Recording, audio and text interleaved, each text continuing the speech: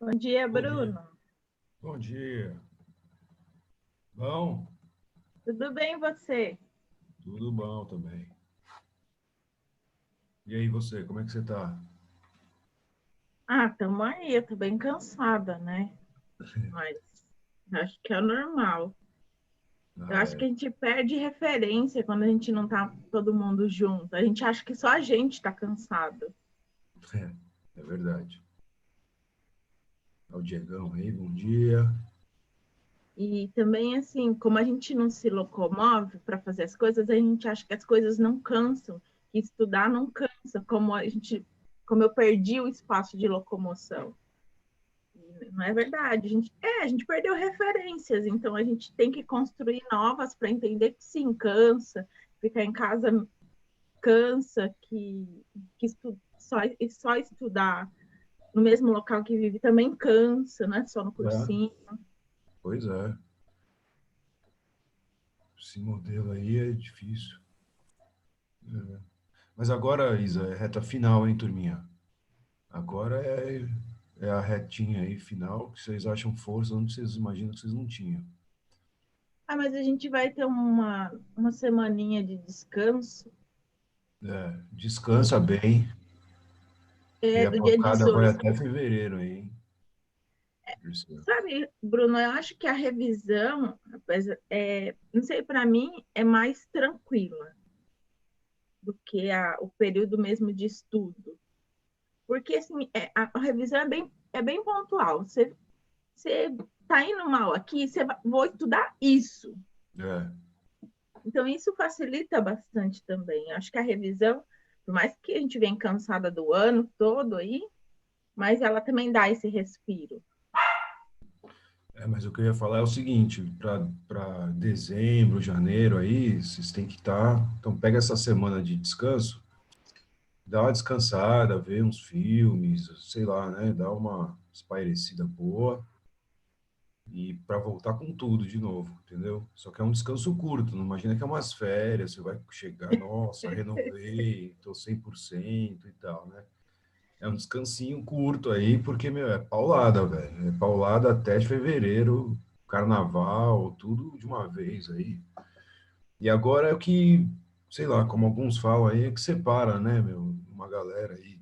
Tem uma galera que desiste mesmo. Eu trabalhei sempre em cursinho, tem uma galera que chega essa hora e fala, ah, chega, e joga a toalha. E é o contrário, hein? É a hora ao contrário, né? Você fala, não, não vou não. Não vou mesmo, entendeu? Vim até aqui, meu, é só mais um pulinho até ali.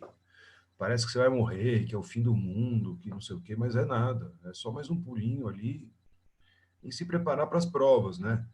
Eu não imagino como é que vai ser essa questão das provas. A gente vai ter esse teste com as eleições, segunda onda de pandemia, e por aí vai, sei lá. A gente tem um pequeno teste. Aí as provas, elas vêm nessa pegada também.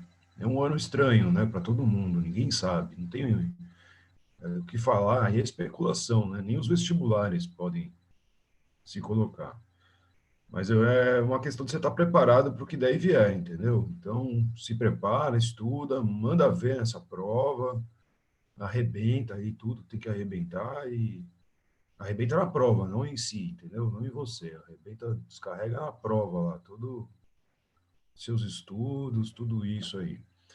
Tem tudo para ser um ano um pouco meio atípico, né? Já é um ano atípico, né? Mas as provas também, né? E assim, eu não sei o que que é, que significa isso, se vai ser mais fácil, mais difícil e tal. Acho que mais difícil do que viver essa separação aqui que a gente está, acho que é impossível, entendeu? Quem está pegando pesado aí, está se firmando e tal, estudando e tal, eu acho que abre uma chance muito grande, né, de estudos aí. Enfim, tá preparado para isso é uma hora importante. Meu WhatsApp do computador aqui não abre, eu tive que abrir o da web. E eu tô na praia, gente, eu não tô mais em São Paulo, eu fugi lá, não tava dando aquelas marretadas na cabeça. Os caras começaram com uma obra no prédio, depois foi na rua lá, os caras começaram a asfaltar a rua e o apartamento de cima começou a quebrar, não dava. Eu tava ficando biruta em casa lá, só marretada na cabeça o dia inteiro. e tendo que dar aula. Aí os caras começaram a quebrar a porta de casa, lá o hall do prédio lá. Eu tinha que pedir pro cara parar para eu dar aula, tava difícil. Aí eu fugi, vim aqui pra praia aqui. Aí tá uma luz estranha, tá? Vou me ajustando aqui, mas a gente vai. Se eu apagar a luz, acho que vai ficar escuro. Deixa eu ver. Eu Melhor aí? acho que vem lá da janela, mas pelo menos para mim não me atrapalha, só se É. atrapalha você a ver. Não, pra mim não.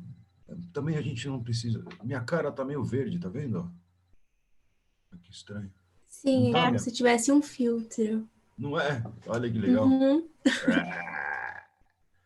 acho que é o filtro da Serra da Capivara que está ativado, porque às vezes dá para ver as É bom. pinturas.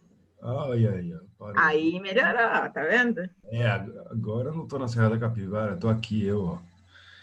Aí eu aqui tô na praia, ó. Melhor que isso, não tem. Vamos ver. Se eu colocar aí. Olha lá, tô em outra praia. Deixa ser isso. Tem do Corinthians também, ó. Aê, ó, do Coringão. Ó, tem até uma luz ali na bandeira do Corinthians para ver se dá uma luz pro Coringão. Agora já estragou tudo, né, Bruno? É, o Corinthians tá ruim. Bora, turminha. Então é o seguinte, ó. A gente tem essa aula, acho que mais uma, né? Se eu não me engano. E aí acabou todo o curso. Ao contrário, então, agora eu vou começar a conversar com vocês. Ao contrário de outras matérias, aí vai chegando no final, umas coisas mil vezes importantes e tal, vai cair no vestibular, não sei o quê. Em história, vocês vão ter um simulado aí. Eu fiz umas questões que eu quero que vocês tenham foco nessas questões aí de história. Elas são.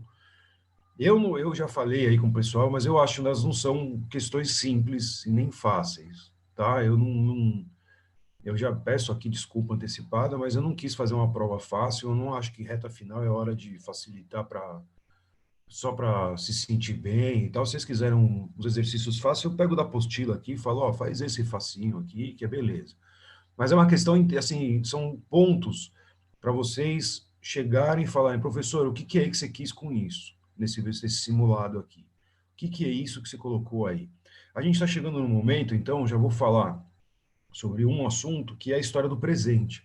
E falar sobre a história do presente, ou seja, a gente está chegando aí fim da ditadura, e são assuntos que até pouco tempo atrás, né, até, sei lá, 5 anos atrás, pouquinho tempo atrás aí, isso aí não era muito cobrado em vestibular. Então, cada vez mais história recente é pouco cobrado do vestibular. Por quê? Porque a história, né, também não é só aquele negócio, eu olho para o passado e etc., né? E fica lá. Quanto mais distante do tempo, a história não tem essa pegada, isso não existe na história. Tanto faz o tempo. Mas como a gente está vivendo esse período, então as interpretações e as visões que se constroem, elas são mais complicadas da gente chegar a um ponto de definição. Então, se a gente só o historiador ele vai falar do presente, determinadas visões que constroem este presente. E também não é um exercício de futurologia, que vai ser assim no futuro. A gente não sabe nem o resultado da eleição lá nos Estados Unidos.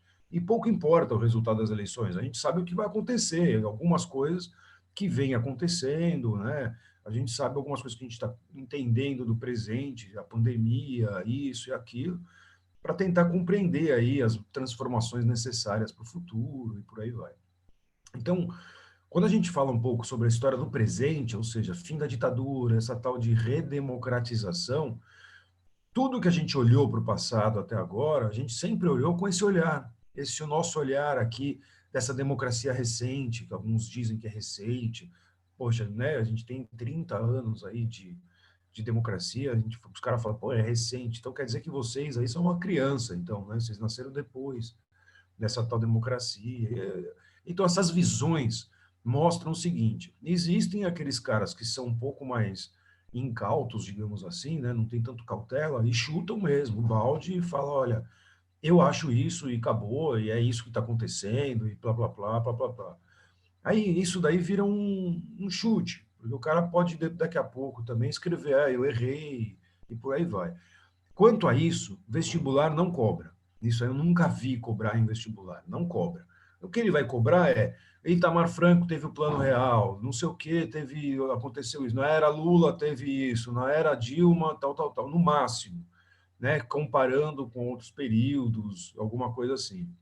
Então, para mim agora, nessas aulas, essas duas últimas aulas, o meu foco principal é todos os nossos conceitos principais de história foram abordados ao longo dessas aulas. Na primeira aula eu falava com vocês sobre economia, o que é economia, o que Portugal veio querer fazer aqui no Brasil, né? E aí, os indígenas então não têm economia, os indígenas não têm política, os africanos que vieram para cá, eles eram escravizados, então eles também não praticavam economia, não praticavam política. O que é isso? Praticar política, praticar economia, né? Então, as visões, vocês estudam em filosofia, né? Uns dizem que o homem é um ser político, né? Outros dizem que a política é uma prática social, enfim, todos esses conceitos a gente foi abordando ao longo do nosso curso. Então, todas essas visões, etc., a gente foi falando muito sobre o nosso curso. Eu vou pegar uma aula de revisão, quando a gente tem, e vou fazer só de imagens. Então, um dos assuntos que eu vou achar um pouco mais fácil, vou pegar e vou trabalhar com imagem, tentando revisar esses assuntos, porque a gente trabalhou muito pouco com imagens aqui nas nossas aulas, né? Então, assim, cai no vestibular, cai imagem no vestibular para ser analisada, né? Precisa ter um cuidado, porque cai também literatura, então saber qual é a corrente literária que está naquele período, que vai ser abordado, e este ano as obras da FUVEST têm muito mais a ver com um pouco de determinados períodos históricos, então é bom estar atento àqueles contextos daquele período, e quais eram os conceitos daquele período que a gente abordou aqui nas nossas aulas. Então, a gente sai um pouco agora, né, quando as últimas duas aulas aqui que a gente tem, a gente sai um pouco dessa pegada história do Brasil. A gente está se inserindo no mundo, né, num contexto global. Eu fiz uma trajetória a partir de ideias que são aí admitidas pelas histórias, que falam da história um pouco mais local, histórias pontuais, e a gente está vivendo um momento de fragmentação geral aqui, tanto na economia neoliberal, né, tanto na política, com fragmentações, fragilidades, ataques aí a todos os diversos grupos, né, que a gente viu até o próprio vírus foi atacado, né, coisas malucas que a gente ouve por aí, e que isso leva a gente a repensar um pouco sobre esses conceitos que a gente estudou. Estão consolidados na nossa cabeça esses conceitos? Quando você olha jornal, então, hoje, né, você está lá lendo o seu jornalzinho, aí está falando lá, acabei de abrir, decisão no estado X dos Estados Unidos vai decidir as eleições. Pô, quer dizer que os outros todos não precisavam ter votado, então era todo mundo podia ter ido para a piscina, né, ir para a praia, vai viajar, só esse estado vota. Não, a decisão se dá por todos os estados, né? Só que este, como ficou por último, então cuidado com essas escritas em redações. Este, como ficou por último, né, está sendo, né, apurado, né, por último, vai acabar sendo o que vai, né, esse último resultado vai apontar aí, somando aos demais, né, quem vai ser o presidente e etc. Não é que ele decidiu, todos decidiram, né, soma-se. Então, a forma de se colocar essas coisas, isso daí, pô, num jornal, o cara está na televisão ali falando, o cara vai repetindo aquele jargão ali, o cara não está prestando Enem, ele não está prestando vestibular, né? Ele está falando, jogando, e o cara que escreve lá na capa da Folha, ele não é o cara que escreve a reportagem, então é um cara que quer só chamar atenção e por aí vai. Então, ou seja, tomem agora um cuidado maior de serem críticos a isso. E na hora de ser crítico, não é só ser crítico, é ser crítico e saber escrever. Então, olha, se eu fizesse um título da minha redação, porque às vezes você faz um jargão igual esse, né, com um título desses que aparecem aí nos jornais, acaba com a sua redação. Você percebe, você perde um décimo ali, um pontinho ali da redação por besteira, que seria escrito assim, eleições nos Estados Unidos. Aí você quis pôr, eleições são decididas num estado do Alasca. Você fala, meu, peraí, né, cara? O cara pode olhar e falar, meu, não é verdade isso, vou tirar a nota desse cara, porque, né, já é um título absurdo. Enquanto que se você colocasse um título comum a todo mundo, que todo mundo ia escrever lá, eleições nos Estados Unidos, ia ganhar o seu ponto igual, nem mais nem menos, só que não ia perder ponto. E aí cabe a sua capacidade de contextualização, de programação. Então, esses cuidados agora para a prova, né? Eu sempre foco muito mais agora em segunda fase, eu foco sempre em escrita, porque a gente está em ciências humanas, né? Afinal. Então, para falar um pouco dessas aulas aqui agora, é assim, eu preciso que vocês, né, conversem mais, a gente tenha um diálogo maior, falar um pouco mais sobre cultura, falar um pouco mais sobre a nossa sociedade. Professor, eu entendi, né, o processo é esse, olha, a ditadura teve resistência, tinha um grupo que desde o começo da ditadura falava que ia devolver o governo em pouco tempo, que não ia ser uma ditadura de 20 e poucos anos, e quando fez 10 anos, eles mantiveram de novo esse discurso e mantiveram mais 10 anos de ditadura. Então era aquele papo, né, que eu tomo o poder, faço a limpeza, e a limpeza, entre aspas, aí, que seria, né, perseguir, torturar, tirar a oposição, enfraquecer a oposição do poder, e os militares voltariam aos quartéis. Eles não voltaram, eles ficaram lá 20 anos no poder, perseguindo, etc. e tal. As grandes questões que se colocam ao final da ditadura são em todas as áreas. Da área econômica, a tragédia que foi todo esse período, porque em 20 anos, nos primeiros 3, 4 anos, nada aconteceu de econômico, né, de planos econômicos profundos. Mas depois do terceiro para o quarto ano, a gente já vê um crescimento econômico, isso é verdade. Tem ali, mantém aí por 10, até o, sei lá, o 10º aniversário da ditadura ali, até 74, o PIB cresce 8, 10% ao ano. E era insustentável. Então, era uma coisa insustentável. Isso vai acontecer por diversas outras vezes. E aconteceu. O Dutra tentou fazer isso, o JK tentou fazer isso, às custas de empréstimos, às custas de dependência internacional. Então, aquele modelo que a gente discutia da era Vargas, que era um nacional desenvolvimentismo, às custas do Estado, um Estado que vai ser cada vez mais aberto ao capital internacional, ou mais fechado ao capital internacional, essas disputas desses grupos de poder ficou muito claro durante a ditadura, porque a ditadura tomou uma posição quanto ao setor econômico, e ela, estrategicamente, como ela dizia, né, os ditadores diziam, e o setor poderoso, que é o militar, que, na verdade, os militares comandam o Brasil em nome de uma elite por trás deles, certo? E essa elite tinha interesses, e esses interesses são interesses internacionais, como o alinhamento total aos interesses dos Estados Unidos, desde o golpe de 64, e os interesses nacionais, mas não de uma ampla abertura de um mercado interno, nem nada disso, mas de uma exploração maior, de uma matéria-prima barata, de uma mão de obra barata, né, às custas de manter uma educação aí simplória que tinha no Brasil, apesar de alguns grupos militares quererem aí alterações no campo educacional. Então a gente percebe na área política esse jogo começa a ser alterado, né, a partir da década de 70, 74. Primeiro, por uma crise internacional muito grande, então.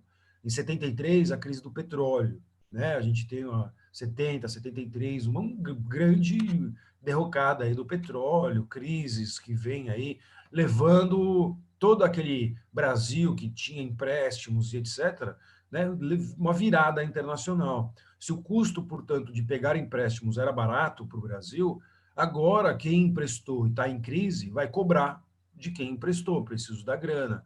E o Brasil é um dos devedores, vai ter que ser um dos pagadores disso tudo isso. E o Brasil entra no lombo, né, do Brasil todo esse custo. O que vai piorar, portanto, a situação do próprio governo.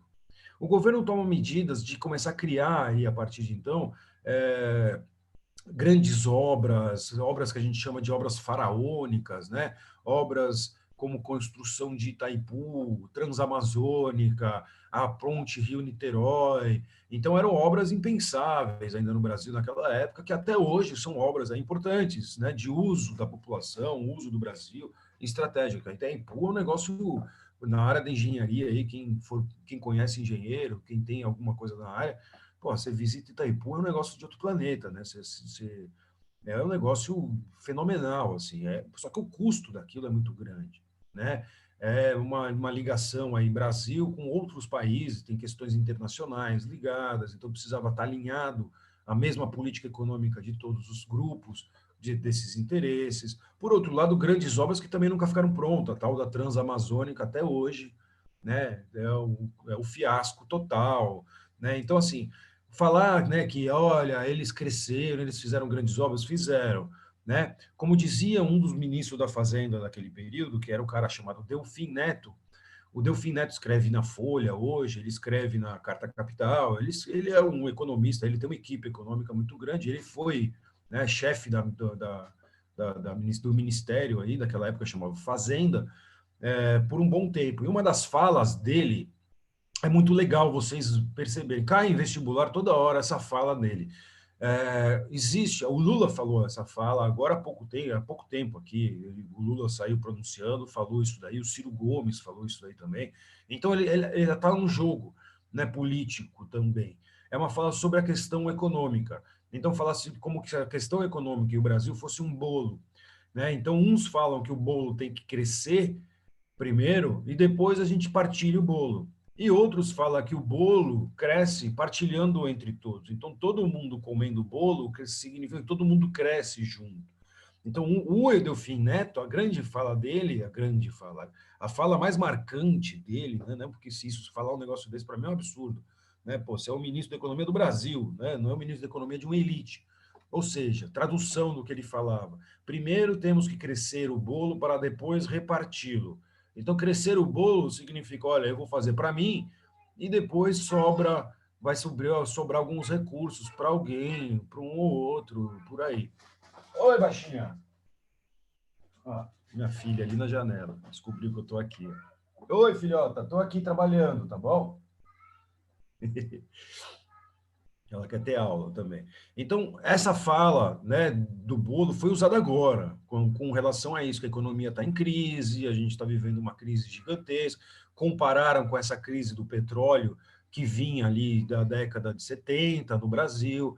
Ao mesmo tempo, a gente vê a ditadura desse grupo, que é um grupo que às vezes vocês vão encontrar esse nome, castelista, porque o Castelo Branco foi o primeiro que entrou no poder, que falava que ia devolver aos civis logo em seguida ao poder e não devolveu porcaria nenhuma. Esse grupo castelista, então, começou dentro da ditadura falar que existe um grupo que é uma ditadura um pouco mais branda, entre aspas, pelo amor de Deus, hein, certo? E outro grupo que falava que tinha que meter porrada, que esses caras estão loucos e etc. E a perseguição que vai muito grande. Então, a resistência era muito... Né, alguns grupos falaram, meu, nenhum nem outro. Eles estavam, a guerrilha armada estava atuando, né? Como eu falei para vocês, Marighella, né? O próprio Prestes atuava indiretamente. A gente vê aí diversos fatores aí sendo colocados. E foi muito debatido esse ano essas questões, né? Principalmente porque a gente tem um presidente aí que só fala groselha e louva os torturadores de tudo isso, filhos dele com camiseta louvando torturadores, esses absurdos aí. Isso é crime, tá? Isso é crime. Se eles são criminosos, você não significa que você precisa seguir um criminoso, certo? Isso é crime, né? Fazer apologia à ditadura, louvar torturas e etc. Isso é crime, certo? Se a justiça não se faz no Brasil, é uma outra questão, mas é um crime, isso é abominável para a humanidade, certo? Está lá nos direitos humanos, etc. Então você, querendo ser médico, querendo entrar na universidade, né, você tem que tomar cuidado, ou você vai fazer uma carreira política. Se você quiser ser político, você pode falar qualquer groselha, prometer que você vai resolver os problemas do Brasil, prometer que você vai resolver todos os problemas da educação nacional, do planeta, vai melhorar a vida de todo mundo. Você pode prometer o que você quiser, agora, falar o que você quiser. Agora, na universidade, no vestibular, pelo que eu entendo, né, da minha vida, isso você faz parte, você vai entrar no mundo da academia, e na academia é onde se faz pesquisa, é onde se usa a ciência. Então, não é para você proferir ideias do qual a ciência e toda a humanidade abominam, certo? Então, tomem esses cuidados, né? Porque, assim, o vestibular também não vai fazer essa propaganda do filho do Bolsonaro que falou groselha. Ele vai buscar ali, e todos os vestibulares, o Enem, o ano passado, retrasado, 2019, 2018, colocaram a FUVEST, Unicamp, que era abominável a tortura, que era abominável tudo isso, está lá. E aí fizeram uma guerra aí com relação ao vestibular, que as redações não podiam zerar se alguém atacasse os direitos humanos, blá, blá, blá, blá, blá, blá, blá, blá. Enfim, Não caiam nessas balelas, certo? Estejam preparados pelo que os seus professores colocam para vocês. Esse é o caminho, né? Esse é o caminho de estar lá. Depois, estando lá dentro da universidade, se vocês quiserem bater esse papo, a gente quiser meter o pau nos direitos humanos, até eu tenho minhas condições ali, né? É liberal, é um projeto liberal, os direitos humanos, ou seja, o grupo que está atacando, que é neoliberal, ataca os direitos humanos, que é liberal, são os caras pinel da cabeça, entendeu? São os caras muito loucos da cabeça, porque eles são completamente retardados, porque não faz sentido, completamente assim, fora da caixinha. É um negócio que não dá, entendeu? Não dá nem para seguir em frente. Voltando ao nosso curso aqui, a gente estava falando, então, sobre ditadura. O fim da ditadura militar vai ser através de muita resistência, através de muita luta. Então, assim, de um lado, como é que eu explico que a ditadura caiu? A ditadura vai caindo em toda a América, certo? Como que cai, assim, só no Brasil, ou cai só na Argentina, ou cai só no México? Não cai, né? É um movimento, né, que é o mais amplo, né? Um enfraquecimento dessa elite que começa a perceber que queimou o filme. Vou jogar a bucha para os militares e falar que foi só eles que deram o golpe, só os militares que ferraram tudo, né? Como se não tivesse acontecido uma das atrocidades, chamava-se Operação Bandeirantes, a famosa OBAN. E essa OBAN era patrocinada por grupos civis, né? Por exemplo, a Folha de São Paulo, que hoje prega uma de santidade aí da democracia, né? Vista amarelo, coloca lá na capa do seu jornal, né? Que defende a democracia, doou carros para os caras da OBAN prender uma galera, bater na porta, prender, pôr no pau de arara e levar para tortura. Então, assim, não tem ninguém santo nessa história aí, né? Não tem ninguém de um lado, nem, né? Não existe esse lado santo aí, né? Pediu a Rede Globo, mesmo pedindo desculpas depois, né? De ter apoiado tudo isso. Existem interesses, e esses interesses econômicos foram para o saco ao final aí. Entre a década de 80, esses caras não conseguem montar resultado.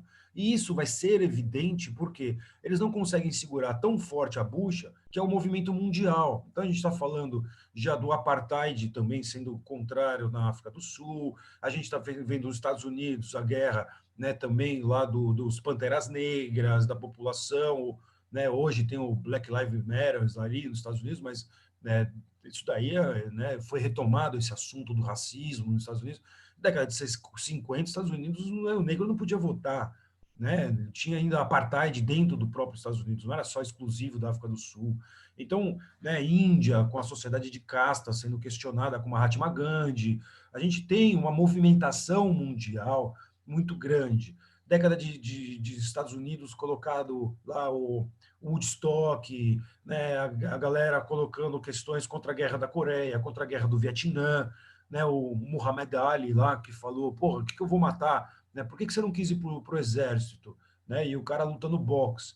Né, o cara fala, meu, vou matar vietnamita, os caras nunca foram racistas comigo, nunca me fizeram mal, né, meu problema é aqui dentro dos Estados Unidos, né, são os americanos, norte-americanos, digamos assim, que são, né, racistas aí, na verdade nem norte-americano, estadunidense, né, a gente tem aí uns termos que são, né, cuidadosos para ser usados aí. Então, começa a década de 70, esses levantes de enfraquecimento. A gente vê na década de 80 realmente que a política econômica já não dava mais certo e a sociedade está dividida. Mais do que dividida, a sociedade já está esclarecida, né? Porque falar que não tinha tortura no começo, eles tentaram esconder, tampar o sol com a peneira. Mas década de 70 e 80, todo mundo sabia, só não podia falar. E todo mundo falou, mas tá bom, a gente não fala, mas sabe, né? Não tem quem não soubesse que tinha tortura, certo? Não tinha quem, até o Bolsonaro sabe que teve tortura, né? E assim, ele não é que ele defende que não tinha tortura, até o torturador já falou, tá no YouTube, ele falando que torturou em nome do Estado, mas tinha uns psicopatas também no meio de tudo isso, e a gente, enfim, a gente sabe tudo isso. Eu trabalhei no museu lá, que era o antigo DOPS, que é o Museu da Liberdade, que iam lá as pessoas torturadas, presas ali, que ficaram presas desde a época do Getúlio até a ditadura, né, aqui no centro de São Paulo, na Estação da Luz. E, então eu conheci bem esse lado aí obscuro da ditadura. Mas também, por outro lado, a gente vê a população, né, se agradando com as questões da ditadura culturais. Então, a música vai ser muito usada contra a censura, Os próprios censuradores começam, né, hoje em dia a gente tem muitos relatos e livros dos próprios torturadores ou censores da época da ditadura, né, tem uma censora famosa aí que está morando no Rio de Janeiro, os filhos dela, e um outro censor também, e esses caras iam no editorial ali do jornal para avaliar, essa notícia vai, essa notícia não vai, essa notícia vai. Pô, você acha que o cara tinha saco de ler o jornal o dia inteiro, todo dia, tudo, o jornal inteiro? Você acha que ele conseguia ler de cabo a rabo? Não. Dois, você acha que ele entendia de tudo que era escrito no jornal? Obviamente que não. Então, assim, tinha uns caras que sentavam com ele, né, falavam, vem cá, meu amigo, né, toma uma cerveja aqui comigo. Enquanto você toma uma cerveja, vai passando ali, né, como diz o Salles, a boiada por trás ali. Né? Ou seja, vai passando, né, coisas que passavam de formas assim indiretas. Então, a produção cultural nessa época, teatro, música, né, muita coisa foi acontecendo no Brasil. De um lado, ficou um grupo aí, como fala o jornal todo dia, eu leio o jornal, está lá, a ala ideológica do governo. Para mim, a ala ideológica é esse grupo aí, que é o grupo da tortura, que é o grupo que apoiava cada vez uma radicalização mais forte durante a ditadura e etc.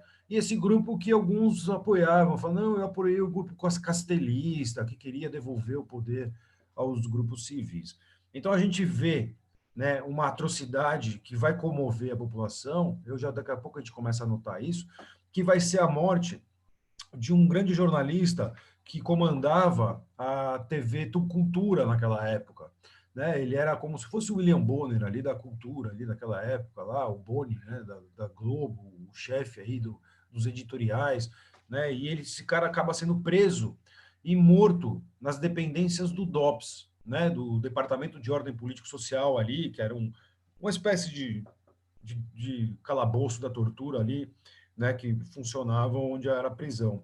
E ele vai ser preso, o Vladimir Herzog, ele vai ser preso e morto lá dentro, né, morto com tortura, né, ele vai ser espancado, torturado, para tentar delatar as pessoas que dentro do jornal seriam aí supostamente comunistas, que faziam parte de movimentos revolucionários, ou então, né, e ele não, sei lá, sabe-se por quê, não quis entregar a galera, isso, aquilo, resistiu e morreu.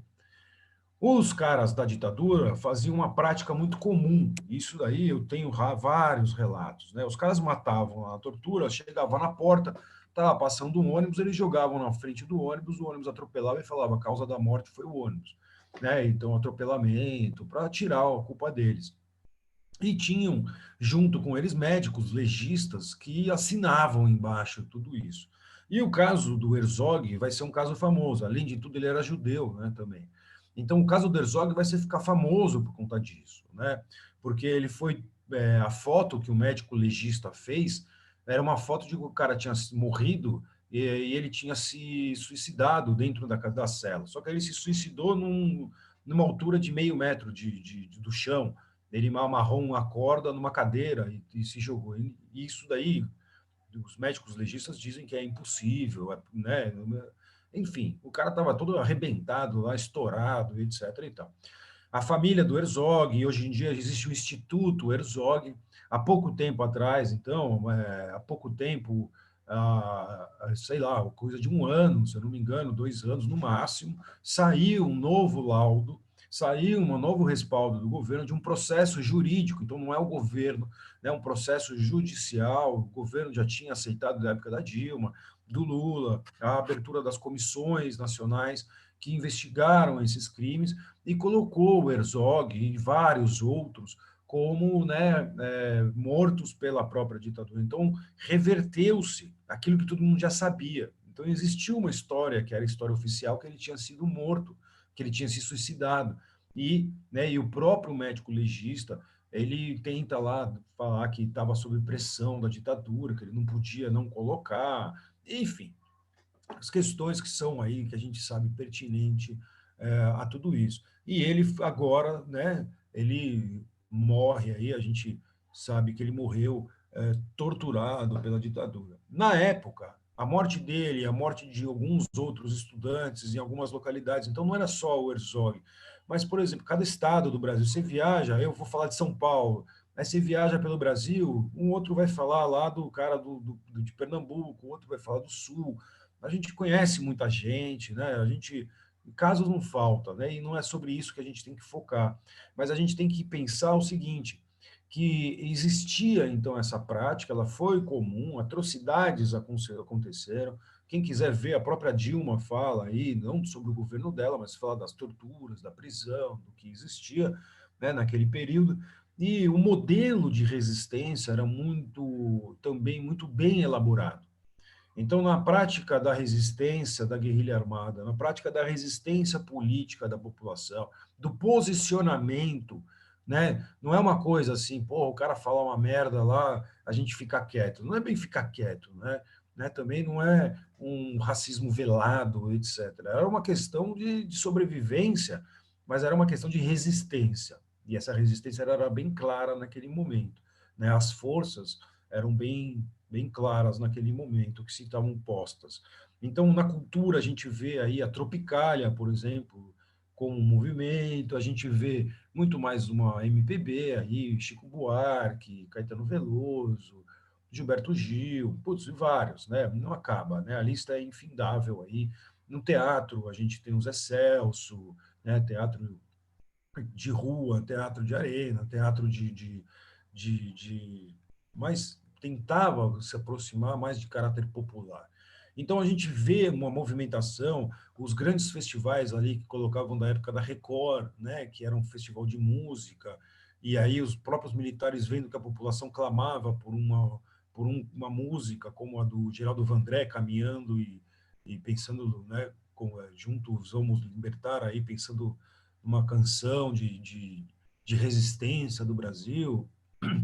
Então, era colocado, né, naquele momento, a própria questão dos militares, que não, a gente não pode dar vitória, que vai fortalecer esses caras caminhando e pensando, levando a canção. E ocorre alguns episódios que são episódios marcantes, que foi debatido esse ano, aí levantado pelo inútil do nosso presidente, lá desgraçado que a gente tem pela frente. Sobre isso, ele é um inútil completo, certo? Fora, sobre um monte de outras coisas, eu também acho. Mas sobre isso, falar de ditadura, ele é completamente ignorante. Porque o que aconteceu, e saiu nos laudos agora, do atentado do Rio Centro, né, que aconteceu. Era um festival que estava tendo de música lá no, como é que chama, lá no Rio de Janeiro, lá no Canecão, né, em Minas Gerais também, tinham esses festivais e tal, e os caras foram fazer um atentado à bomba. E aí iam falar que o atentado à bomba era da oposição, da esquerda, que queria jogar bomba nos militares que estavam na porta, etc. Só que explodiu, o carro explodiu antes deles chegarem lá, né, na entrada, já na guarita, quando os caras estavam chegando com uma Brasília lá amarela, e o carro explodiu, a bomba explodiu no colo do cara, e o cara morreu, não teve jeito, né? E aí foram ver quem era um militar, e aí, né, que ia culpar os outros, aí fizeram uma investigação, abafaram o caso, e hoje todo mundo sabe já que era para culpar. Então, a galera, imagina, eles iam trancar todo mundo dentro de um estádio, né, não um estádio de futebol grande, esses ginásios que a gente chama hoje, né, tipo o ginásio do Ibirapuera, coisa de 30 mil pessoas, 20 mil pessoas, soltar uma bomba lá dentro, o corre-corre ia levar à morte de muita gente, né? E ali não deu certo o plano deles e começou a mostrar muito isso. Por quê? Porque a resistência armada, os grupos armados guerrilheiros, eles não iam para matar as pessoas, torturar, e ao contrário, eles lutavam pelo fim da tortura, pelo fim da ditadura. E quando eles colocavam a culpa na esquerda, tá vendo, a esquerda soltou uma bomba lá para matar um monte de civil, no fundo era a direita. Então era o grupo da própria ditadura que estava matando civis, que já estavam matando civis que eram, né, contrários à própria ditadura. Então a gente vê isso, esses noticiários cada vez saindo mais. A gente percebe um presidente, então, que entra no governo, né, a partir de então, começar a falar sobre uma abertura, né, precisamos pensar sobre essa abertura. Então, quando o chefe militar se coloca falando sobre uma abertura, essa abertura começa a ser pensada abertamente. Então, como que a gente vai fazer essa abertura? Obviamente, o grupo que está no poder vai querer propor uma abertura lenta, gradual e segura, né? E aí vocês traduzem, aí vocês já devem ter repensado sobre isso, o que significa lenta, né? Porque demorou 10 anos. né? Gradual significa assim, olha, a gente vai sair, mas, né, significa que eu só não quero esse grupo radical aqui, dos loucos, alucinados no poder. Vamos tentar se manter entre a gente de novo, mas sem eles, né? Que foram muito importantes para eles fazerem a tal da limpeza que eles fizeram aí durante a tal da ditadura e que não limparam, né, porcaria nenhuma, que sujos são eles, no fundo, né? E essa abertura segura seria tentar apagar os documentos e tudo aquilo que incriminasse esses grupos durante todo esse poder. Então, quando a gente vê, né, as últimas manifestações dessa ditadura, né, a gente vê uma crise muito grande econômica, dívida sendo cobrada, e a gente começa a perceber movimentações nos sindicatos, começam a surgir líderes aí, Brizola, Lula, Ulisses Guimarães, grupos e derrotas diretas do governo. Pelas eleições, a gente tinha eleições aí parlamentares, já que não tinha eleição para presidente, né?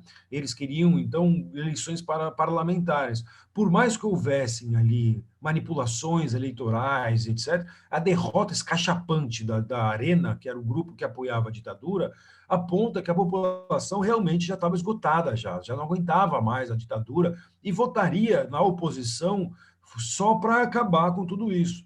E eu vi muito isso sendo falado nessas eleições agora com o Biden. Só para ver o Bolsonaro derrotado, eu prefiro o Biden, como se o Biden fosse o santo, a salvação. E não vai ser, né? A gente sabe muito bem. Ou seja, falar na ditadura votava no MDB. Então, o MDB, que era o movimento aí contrário à Arena, só por ser oposição à Arena, que apoiava a ditadura, esses caras, então, portanto, vão começar a ganhar mais espaço. E ganhar espaço parlamentar significa a ditadura vai começar, ou ela volta lá para a década de 60 e dá mais um golpe em si mesma e fecha o parlamento, fecha tudo isso, ou ela, né, ou ela vai sucumbir e vai abrir espaço para a extrema oposição que está na ilegalidade, mas existe, organizado aí em partidos, em grupos, né, organizados, sindicais e etc. Surgem grandes líderes nesses momentos aí. E esses grandes líderes vão se transformar em grandes exponentes políticos durante o período, todo esse período pós-ditadura, certo? Eis que então o grande debate é, e aí, vamos levar então a anistia, muitos exilados políticos que foram levados para fora, eles vão poder voltar para o Brasil, muitos políticos que estavam, né, de fora do Brasil, que fugiram desde o golpe de 64, muitos presos políticos vão ser libertados, né, e vamos dar anistia. E no final os caras vão propor uma anistia total, né, a anistia tanto para os torturadores do lado deles e uma anistia também para a galera que tinha sido perseguida. Então, né, ou seja, os crimes aqui no Brasil, e o Brasil é um grande expoente dessa atrocidade, diferente de toda a América Latina, né, o que se fala muito, né, porque aqui a gente teve uma anistia total, uma anistia irrestrita, aí, né, digamos assim, aberta aos torturadores e aos demais. E isso, hoje em dia, após a Comissão da Verdade, que teve essas mudanças no último dia, incomodou. Você pega na Argentina, o movimento das Mães de Maio, da Praça de Maio, você pega no Chile, você pega em outros lugares, né, a ditadura é bem clara lá. Os caras fizeram, julgaram, prenderam os torturadores, prenderam muita gente, devolveram dinheiro. Vocês viram que no Chile agora, então teve essa eleição, a votação ali, né, para o plebiscito da Constituição, né, que era uma Constituição que todo mundo falava, o modelo neoliberal chileno, ele é uma coisa maravilhosa. E não é, você vê que a população, né, esmagou esse modelo aí. É que os caras não deixavam a população escolher. E agora que a população escolheu, esmagou. Então, tá vendo? Aquele modelo que vinha desde a ditadura e etc. E o Brasil, quando começa a perceber essa movimentação, começa a viver uma crise econômica sem tamanho. Então, vocês nunca viram isso, vocês nunca sentiram isso, vocês não têm ideia do que significa inflação. Vocês veem aí a gasolina levantando o preço, o dólar levantando o preço, né? Mas assim, levantar aí de 2 para 3, isso aí meu, tá bom, levantou, é demais, puta, não dá para ir para Disney e tal. Cara, vocês não sabem o que era preço. Eu lembro porque, né, eu sou um pouco mais jovem que vocês, então eu lembro que, assim, eu ia para a escola, meu pai me dava dinheiro, pô, Bruno, vai lá na escola. E na escola vendia umas fichinhas, igual de festa junina. Sabe quando vocês vão na festa junina, que você compra lá pipoca, pão com mortadela, aí vende lá doce de leite, etc. Eu ia na escola já, no dia que o meu pai me dava o dinheiro, eu ia lá na hora e falava, ó, me dá tudo em pão de queijo, me dá tudo em pizza, me dá tudo em água. Porque se eu ficasse com o dinheiro, né, de manhã, então todo mundo corria lá para a cantina para comprar os papeizinhos, para durar a semana inteira. Porque se eu comprasse de tarde, eu já comprava uma água a menos. Se eu deixasse para o dia seguinte, eu comprava uma única água. E se eu deixasse para o final da semana, eu já era melhor jogar o dinheiro no lixo, botar fogo, fazer aviãozinho com o dinheiro, ou esperar o governo fazer um novo plano econômico e carimbar o dinheiro e aquele dinheiro ter valor de novo. Então era uma inflação assim que eu lembro que era alucinante.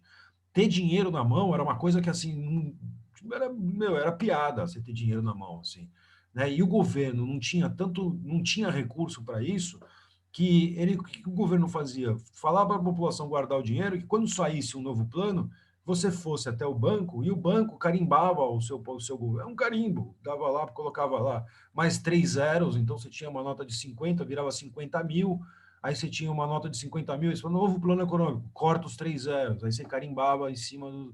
E aí voltava a ser 50 de novo. Ela é alucinante. Para uma criança, então eu, por exemplo, falei, o que, que é isso, pai? O pai vai lá, compra lá sua pipoca, compra a sua água, porque é o que dá para fazer. Então, a desvalorização da moeda, né, era assim, se a gente vê a inflação hoje 4%, 5%, a inflação era, sei lá, 300% ao mês, né, era não sei quantos 1000% ao ano, era uma coisa assim, de louco, louco, louco mesmo. Então, assim, imagina você que trabalha, você é trabalhador, e no final do ano você recebe, no final do mês você recebe um salário. O que, que você faz com essa grana? Todo mundo corre para o supermercado. Então, no dia do recebimento, nos supermercados, era um quebra-quebra geral, alucinado das pessoas lá, né? Que, eu prefiro ficar com uma cândida aqui, ou comprar uma banana, do que ficar com esse dinheiro no bolso. Então, era um problema econômico gravíssimo no Brasil, né? A geração de trabalho, a geração de investimentos e projetos econômicos era impossível de ser sanado com uma realidade daquela. E eis que, então, mais para frente, como é que vai resolver? Então, no plano econômico, a gente vai ver uma equipe econômica que entra depois do quebra-quebra do Collor, né? Qual vai ser a solução? O Collor entra no governo, primeira eleição, né, pós-ditadura, né, pós-morte lá dos ditadores e tal, primeira eleição disputa aí, segundo turno, Collor e Lula, né? O Collor era um cara que ninguém nunca viu na vida, chegou do nada, caçador de marajás, que ia acabar com a corrupção e etc e tal. E o Collor entra no governo e ele coloca lá na equipe econômica uma mulher que vai confiscar a grana de todo mundo. Então, toda a grana que você tem no banco, confisco. Só pode tirar 100 conto do bolso a partir de agora por mês.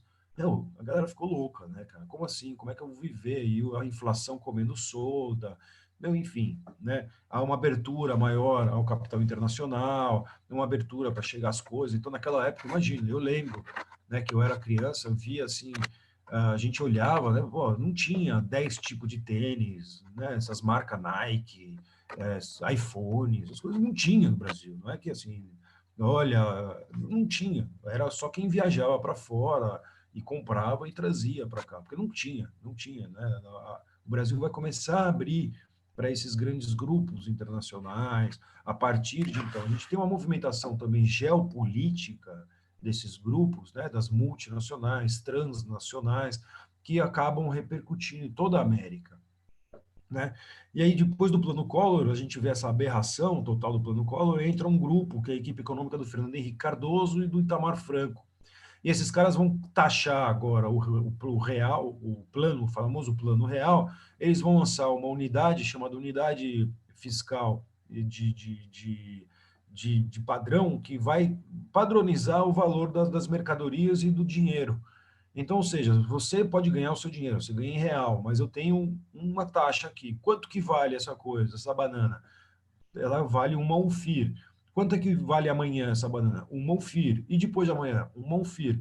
E esse padrão, né, chegou uma hora em que não importa mais a moeda. Todo mundo começa a pensar muito mais naquele dinheiro, que ele é muito mais padronizado.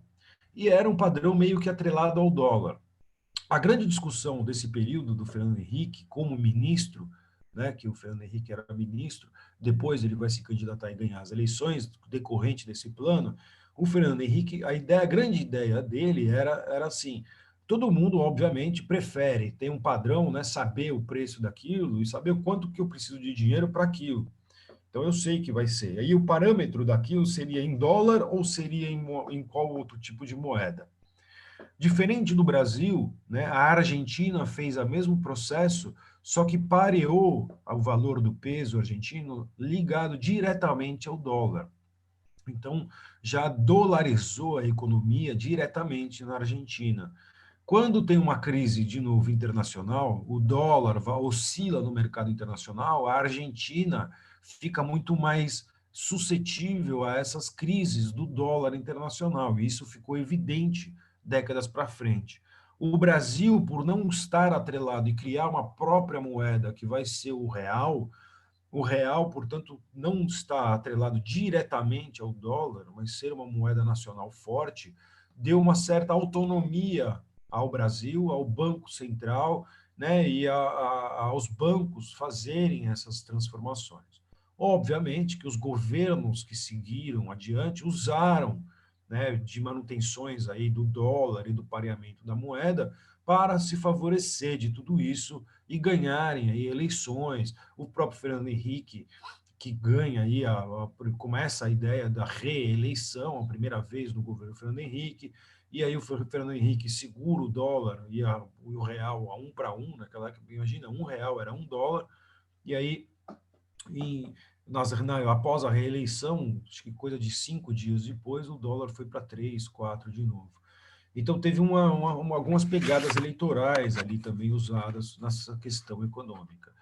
Então, teve uma manutenção dessa solução econômica aí com a época do PSDB, Fernando Henrique, reeleição Fernando Henrique, e depois abre-se uma brecha para o Lula, né, que é a época do PT no poder, que são as questões sociais.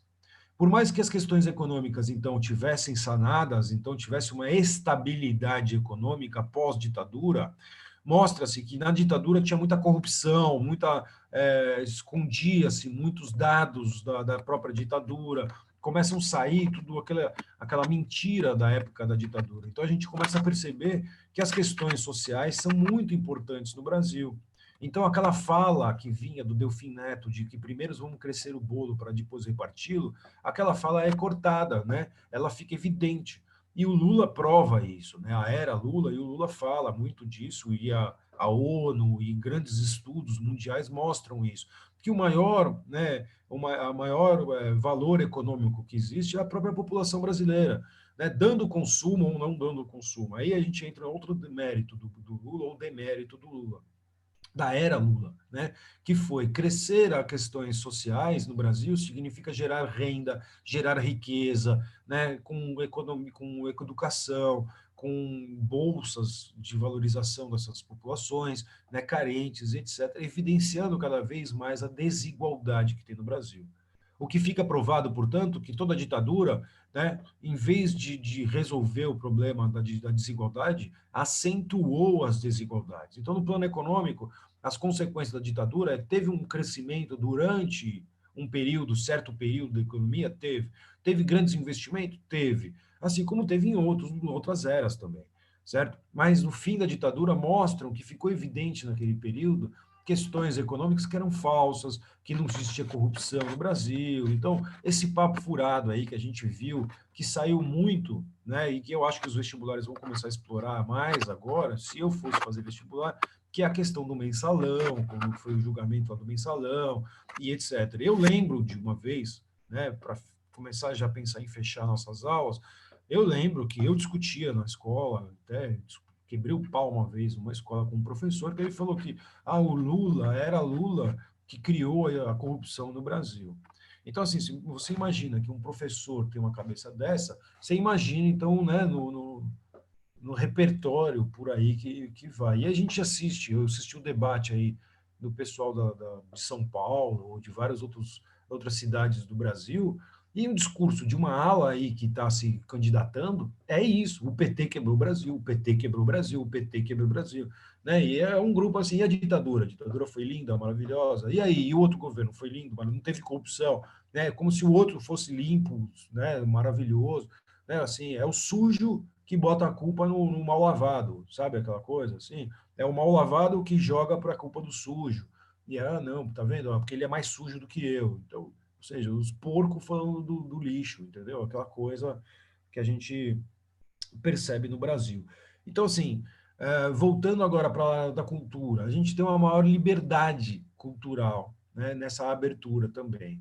E aí, essa abertura de multinacionais e tal, vem para o Brasil também uma grande conquista norte-americana e estadunidense. E essa conquista é de uma massificação da cultura muito estadunidense no Brasil, certo? Hoje em dia, você olha para esquerda e direita, para cima e para baixo, o que tem de propaganda, frases e palavras aí estadunidenses, né? Não é nem o inglês americano, é o inglês americano, não é nem o inglês britânico, certo? A gente vê um distanciamento muito grande, né, da Europa, né, uma crítica que foi usada do eurocentrismo e etc. e tal, como se tudo que viesse da Europa é um lixo e o que vem dos Estados Unidos é uma maravilha. Então a gente troca assim um imperialismo por outro, então começam umas críticas a ser retomada. E isso vai ser muito falado na época do Fernando Henrique, né, no fim da ditadura, que o Fernando Henrique queria se atrelar a uma área de livre comércio das Américas, criada pelos Estados Unidos, o favorecimento aí, que é a chamada ALCA. E essa área de livre comércio das Américas, ainda bem que não deu certo, seria aí os Estados Unidos tendo todos os mercados abertos a si, mas ele não abriria o seu mercado aos demais. E a grande briga era isso, né, que teria que ter uma organização mundial, que é a Organização Mundial do Comércio, a OMC, que regularizasse, né, essas aberturas. Então, portanto, olha, eu vou abrir aqui, se eu tirar o valor da soja para cá, você tira daí também. Então, a gente vende de igual para igual, já que é o tal do livre mercado que se propõe. E esse tal desse livre mercado fica evidente que ele só existe devido aos meus interesses. Eu quero um mercado livre que não prejudiquem os meus interesses, né? Então isso daí é uma balela que se prega nesse tal de liberalismo, menor intervenção do Estado, menor intervenção do Estado naquilo que eu ganho, né? Quando eu perco, eu quero intervenção do Estado total, né, meu? Paga minhas contas aqui. O Bolsa Família é Bolsa Esmola. É porque você não está com fome, porque se você sentir fome, você vai pedir na hora ajuda do governo, né? O FGTS, etc, etc. Então, assim, são falas que a gente percebe por aqui. Então, voltando ao fim da ditadura militar. A gente vê um período, então, portanto, do governo, que a gente vê do governo Geisel, né? E aí a gente vê, né, no final dessa abertura, né, a entrada do Figueiredo, né, que seria entrando no poder ali, e o fim, a abertura do AI-5. Movimentos que explodem no Brasil, então são movimentos ali que falavam sobre o voto direto. Então, assim, acabar com a ditadura, turma, é isso que é uma questão, para quem é de história, é uma questão muito legal, assim, de se falar, né? Que existia um movimento chamado Diretas Já. Então, a ditadura, o que é a ditadura? A ditadura é que você não pode votar no presidente. Não, grande bosta votar no presidente, certo? Não é só isso, não. Né? A ditadura é muito mais do que votar em presidente, certo? A ditadura é muito além de tudo isso. A ditadura e o Estado ditatorial, que durou 21 anos, não é só não ter eleição para presidente. E nunca vai cair, nunca caiu em um vestibular uma questão falando, olha, diretas já, o movimento das diretas já queria o quê? Eleições diretas para presidente. Nunca. Eles queriam muito mais do que eleições diretas para presidente. Significava ter um novo modelo de Estado no Brasil. E esse novo modelo de Estado seria um Estado democrático, com uma nova Constituição. E para fazer esta Constituição, teria eleições. E a questão principal vamos eleger quais personagens que vão fazer parte dessa Assembleia Constituinte, que foi lá em 1888, né, lançar essa Constituição da qual a gente vive até hoje, com emendas, com reformas na Constituição, né, com medidas provisórias que são atreladas à Constituição ou não, e com debates, né, colocados, significa temos um novo modelo de Estado, que não é o Estado ditatorial militar apoiado por grupos civis. Temos um Estado que, ora, é elitista ainda, né, muita característica, hoje a gente tem claramente isso, alguns chamam de um Estado oligárquico novamente, mas a gente sabe que é um Estado democrático, o que significa ter uma Constituição que a época, né, de lançada da Constituição, tinha um dos grandes líderes desse grupo aí, era um cara chamado Ulisses Guimarães. E o Ulisses Guimarães cunhou um termo para a Constituição chamada Constituição Cidadã. Então, a ideia de cidadania que está embutida nessa Constituição, que leva pela primeira vez a a população que vive neste território como brasileiro. Então, a gente percebe nesse momento, né, a ideia de que, pela primeira vez, trabalha com as questões dos povos indígenas, dos povos quilombolas, certo? Vai ter que resolver a demarcação de terra indígena e vai ficar aí, se for pela justiça, se for pelo governo, mas vai ter que resolver. Não vai ser uma questão como era antes, em que os indígenas têm que ser catequizados, educados. Não, vai ter uma valorização da sua própria cultura, né, da liberdade das línguas e as diversas línguas que são faladas nesse território.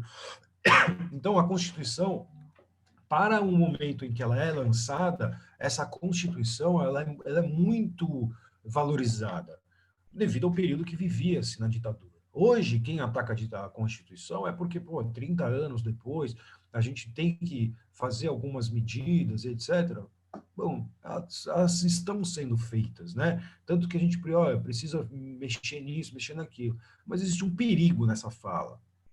E o perigo nessa fala significa que mexer sempre é para favorecer quem? Para favorecer o povo, favorecer essa elite, tirar direitos trabalhistas ou dar direitos ao povo, né, aos trabalhadores, tirar, né, recursos para o Brasil ou não dar. Então a gente percebe essas ondas pós-ditadura. E essa onda, né, que viria de redemocratização, para alguns grupos, significa você só consegue ter uma ditadura, uma democracia sólida e consolidada. Um dos fatores seria acabar e julgar e condenar todas as atrocidades daquele período anterior. Então, você teria uma justiça também democrática. Você teria uma economia democrática com projetos sociais em que a população tivesse sendo consultada para isso. E no início, a gente teve, sim, diversos movimentos de plebiscitos. Então, plebiscito para votar se tiver presidente, monarquia, o parlamentarismo no Brasil, certo? A gente teve uma eleição, aí um plebiscito para discutir outras questões aqui no caso do Brasil, coisa que não existiu nunca mais. Nunca mais se teve plebiscito no Brasil desde a era do Fernando Henrique, né? Quando é que eu vou escolher?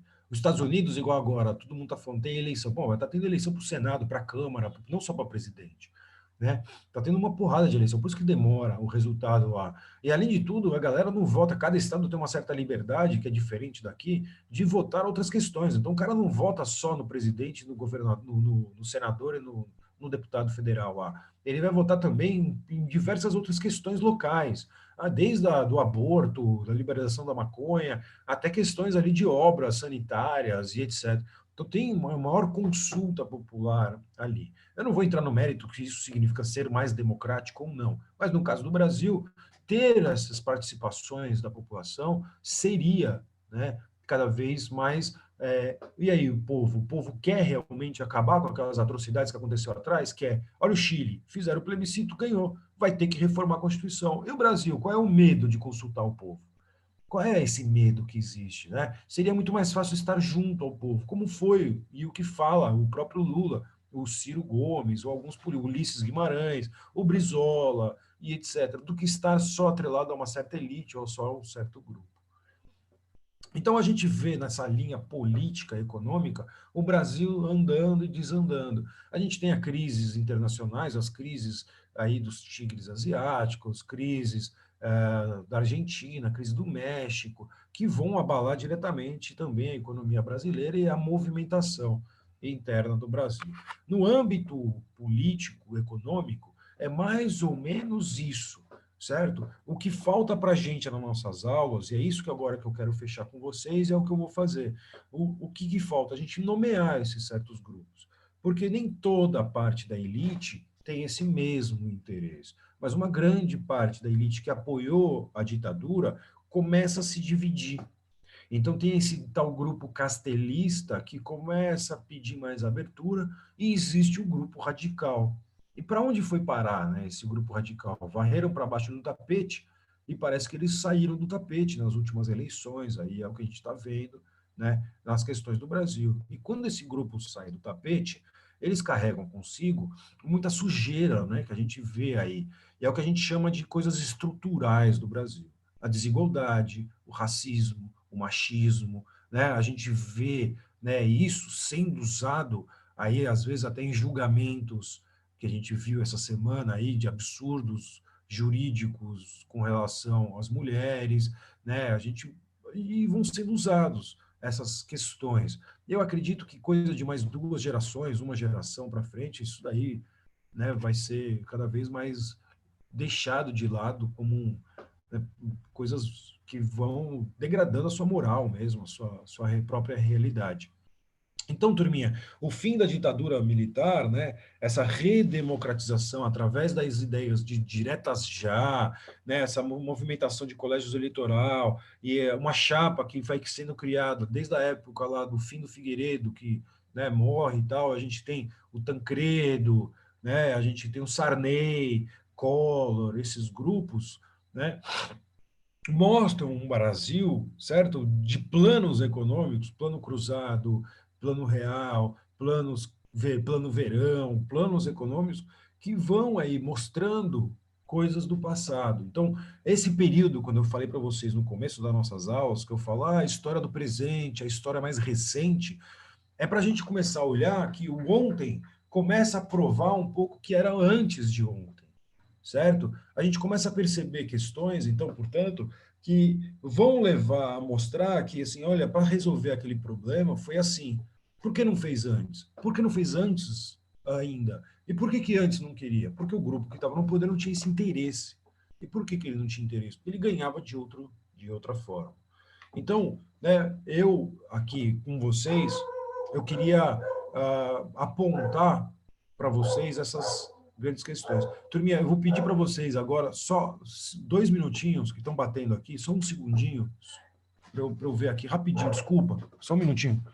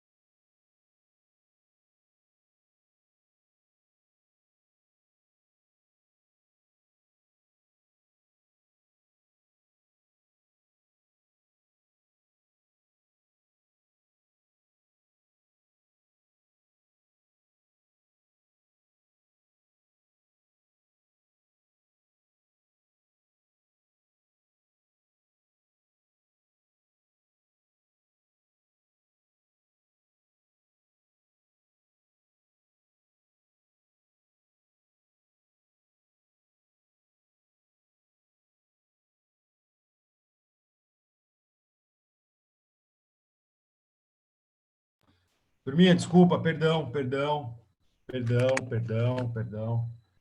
Saiu todo mundo, meu. Eu fiquei aqui, chegou uma máquina. Tá louco. Os caras tinham que deixar aí. Desculpa, perdão. Vamos lá, turminha. Onde a gente estava? Estava no fim da ditadura. Então, vamos lá. O que a gente pode falar mais sobre o fim da ditadura aqui?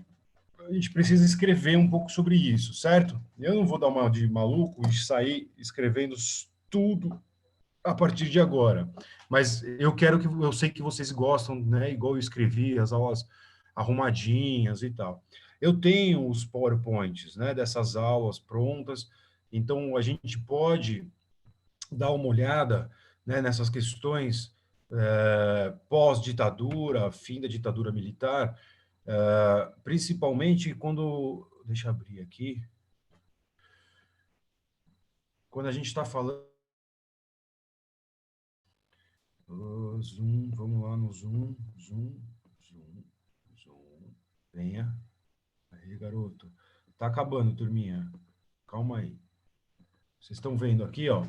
Dá uma olhadinha no final aqui. Guerra do Vietnã até 75. A gente tem a queda do Muro de Berlim em 89. Né? A gente tem o fim da União Soviética, né, em 91. Brasil, atentado do Rio Centro, redemocratização da nova política 85. E o fim da Guerra Fria lá, 89 e 91. Quando a gente está falando, então, desse período, você vê uma mudança mundial, não é uma mudança só do Brasil, né? É uma mudança que aí vem no plano total, né? De várias regiões aqui do Brasil, da América e etc. Então, a ditadura em si, né? Quando a gente fala, né? A ditadura, a gente vê uma dívida, levou o Brasil até uma dívida externa muito grande. Então, aquele plano que falava desde a época do Getúlio Vargas, que a gente via uma disputa entre os grupos nacionalistas, grupos internos, inflação, 200% ao ano. Bom, para quem vivia na realidade mesmo, a gente via muito mais do que 200% ao ano. Desemprego, olha lá, a gente está vivendo uma época muito parecida, né? Década de 80, então joga no início, né, para pôr fim também à própria ditadura.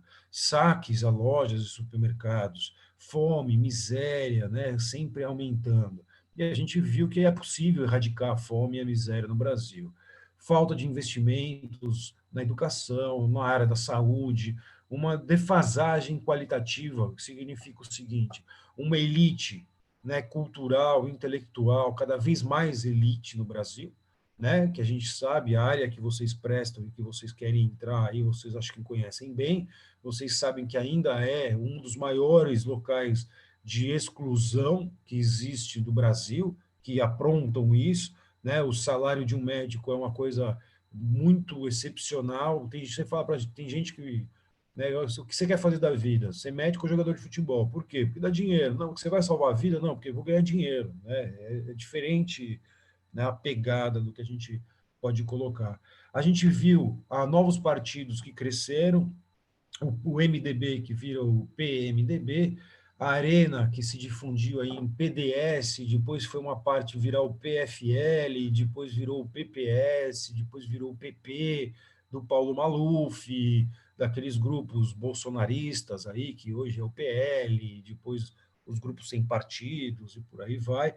A gente viu a ascensão de grupos sindicais, né, por eleições diretas, que tem no PT, que é o Lula, o grande expoente, o PDT, que era o Leonel Brizola, né, e o PTB, que poderia ter sido, portanto,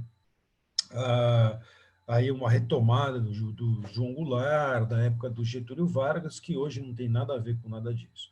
Aqui, comunicações, satélite, correio, etc., isso daí está muito mais atrelado ao Brasil ter sido muito mais ligado aos interesses dos Estados Unidos. E isso está se falando bastante porque o Bolsonaro liberou ali a base de Alcântara, certo?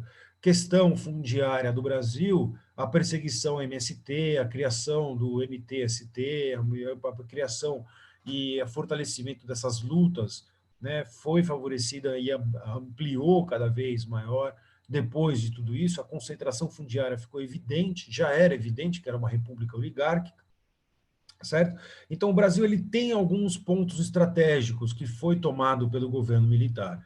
Para vocês e para fechar aqui, lembre, cada um desses atos aqui iniciais, aqui aí 1, aí 2, aí 3 e aí 4, fala-se muito assim, então até o aí 4 é uma questão de fortalecimento do poder executivo. Então, cada vez maior poder para o poder executivo, certo? Fecha o Congresso, são medidas impositivas e etc. O AI-5, já em 68, é uma época em que vê as manifestações mundiais que iriam abrir e romper com essa ditadura, e no Brasil a gente vê uma ala que, ao contrário disso, vai reprimir cada vez mais, e o AI-5 vai ser, e o ano de 68, né, no final de 68, entre 69, aí a ditadura é total, enfim, a ditadura é muito mais repressora e etc. Eu roubei aqui da internet um desenhozinho, né, que seria aí o que vocês gostam de resumo para vestibular, né, com umas, ó, aí cassação de partido, 2 partidos, eleições para governador, fim do habeas corpus na economia, ó, o plano de ação econômica do governo, porém a inflação e o milagre colocados ali. Presidente, Castelo Branco, Costa e Silva, Médici e todos os finais ali do mudança. Constituição só 67, então alguns grupos vão falar que tem Constituição, por isso que não era bem uma ditadura, mas era uma ditadura apesar de ter Constituição. E aí a gente vê a morte do estudante Edson, a gente vê a morte do Herzog, a morte de vários outros grupos aqui, né, que foram o próprio Frota, que foi morto, vários, né, nomes aí não faltam sobre a tal ditadura. Tudo bem, turma? Então, assim, eu vou começar a pegar nessas aulas, percebe que eu aqui nessa aula, né, e vou terminando aqui essas questões, falando assim, vocês sabem esses conceitos, olha lá, falei do nacional desenvolvimentismo, espero que vocês lembrem disso. Não lembra? Levanta a mão e vamos anotando tudo isso. Próxima aula, eu faço esses esqueminhas aí, que eu sei que vocês gostam, mas como a gente tem revisão daqui para frente, turma, para mim, eu não estou tão preocupado mais com esses resuminhos. Eu estou mais preocupado com o que vocês trazem aí agora de dúvidas, de questões colocadas, né, para a gente pensar aí. O vestibular raramente cai alguma coisa desses tempos recentes aqui, né? Não gostam de entrar na ferida. Principalmente por que eu estou falando isso? O vestibular vai falar do Bolsonaro? Difícil, porque nenhum historiador gosta muito de falar de história do presente. Aliás, a gente fala do presente, mas a partir do olhar para o passado. Agora, a história do presente, né, ela demanda ela tem uma exigência metodológica muito grande, não é uma coisa simplória de chegar e falar, hoje é assim, né? É igual dar uma aula, a gente fica uma aula inteira falando do tempo presente. Segundo, como o tempo presente critica muito esse tempo passado aí, que é o passado recente da era Lula, e põe todo o peso naquele período, então se posicionar sobre uma era Lula significa se posicionar conforme o tempo presente. Então, se eu falar bem do Lula, seu petralha, seu petista, ou vou chamar o Bolsonaro, o escola sem partido, blá, blá, blá, blá, blá. Se eu falar mal do Lula, seu Bolsonazi, você é um fascista, você isso, você aquilo. E, no fundo, eu estou dando aula de história, certo? A ideia é essa, para gente aqui, pensando em vestibular. Então, eu acho que o próprio vestibular ele toma esses cuidados aí daqui para frente. Tudo bem, senhores? Vocês me desculpem em ter saído naquele momento ali, né, que tocou a campainha aqui. Eu agradeço. Alguma dúvida colocada para vocês? Não. Percebam que eu gosto de aula assim, de falar, falar, falar, falar. Eu sei que vocês gostam de aula escritinha ali, mas percebam que vocês precisam entrar a gente precisa entrar no meio termo aí. Tudo bem? Dúvidas? Fechou? Façam os exercícios, me procurem no que tiver necessidade. Agradeço aí a todo mundo a presença de hoje. Fechou? Valeu, meus queridos e queridas. Bom dia, bons estudos para vocês aí. Tchau, professor. Obrigadão. Brigadão. Obrigado, obrigado, obrigado. Bom final de semana. Para vocês também, gente.